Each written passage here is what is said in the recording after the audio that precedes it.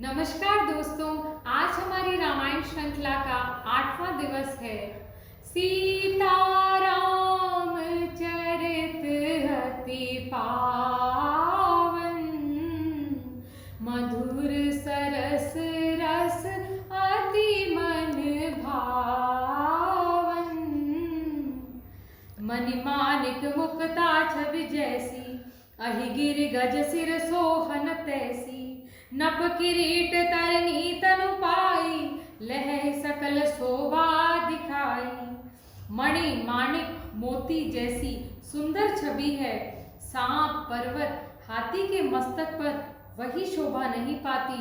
राजा के मुकुट और नवयुवती के शरीर, स्त्री के शरीर को पाकर ही ये सब अधिक शोभा को प्राप्त होते हैं।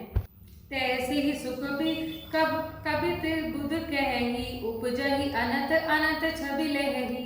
भक्ति हेतु विधि भवन बिहाई, सुमिरत सारद आवति धाई। इसी तरह बुद्धिमान लोग कहते हैं कि सुकवि कविता भी उत्पन्न और कहीं होती है और शोभा अन्यत्र कहीं और होती है। अर्थात कवि की वाणी से उत्पन्न हुई कविता वहां शोभा पाती है जहां उसका विचार, प्रचार तथा उसमें कथित आदर्श ग्रहण और अनुसरण किया जाता है।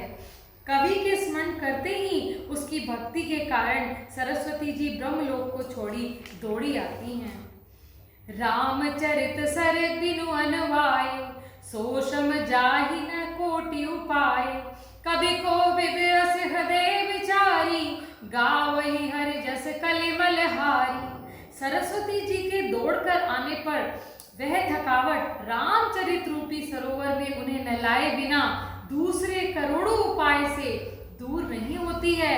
कवि और पंडित अपने हृदय में ऐसा विचार कर कलयुग के पापों को हरने वाली श्री हरि यश का ज्ञान करते हैं। कीने प्राकृत जन गुण गाना, सिर धुनि गिरा लगत पछताना।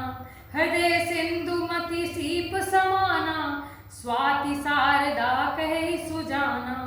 संसारी मनुष्यों का गुणगान करने से सरस्वती जी स्थिर धुन कर पछताने लगती है।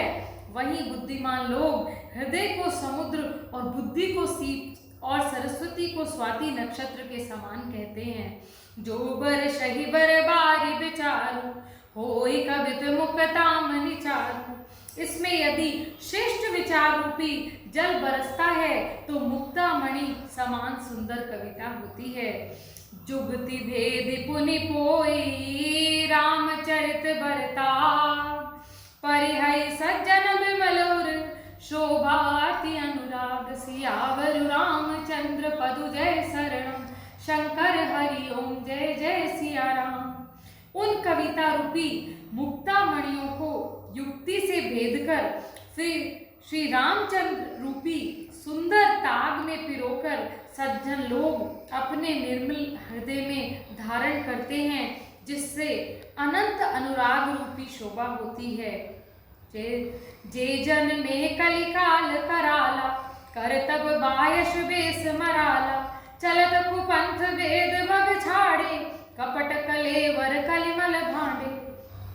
जो कराल कलयुग में जन्मे हैं, जैसे कि हम लोग, जिनकी करनी कुएं के समान है, वेश हंस सा है, जो वेद मार्ग को छोड़कर कुमार्ग पर चलते हैं, जो कपटी मूर्ति और कलयुग में पाप को भरते हैं। वंचक भगत कहाई राम के, किंकर कंचन कोह काम के। तिन मह प्रथम रेख जग मोरी, धींग धर्म ध्वज धंधक धोरी। जो श्री रामचंद्र जी के भक्त कहलाकर लोगों को ठगते हैं, धन क्रोध काम गुलाम हैं, धींगा धींगी करने वाले हैं, धर्म ध्वजी और कपट के धंधों को बोझ से ढोने वाले हैं, संसार के ऐसे लोगों में सबसे पहले मेरी गिनती है। जो अपने अवगुण सब कहूं, बाढ़ ही कथा पार नहीं लहरू। ताते में अति अल्प बखाने, थोरे महु जाने सयाने। यदि मैं अपने सब अवगुणों को कहने लगूं तो बहुत बात बढ़ जाएगी। इससे मैंने बहुत कम अवगुणों का वर्णन किया है। बुद्धिमान लोग थोड़े में ही समझ जाएंगे। समुझ विधि विधि विनती मोरी, कौन कथा सुनि देहि खोरी।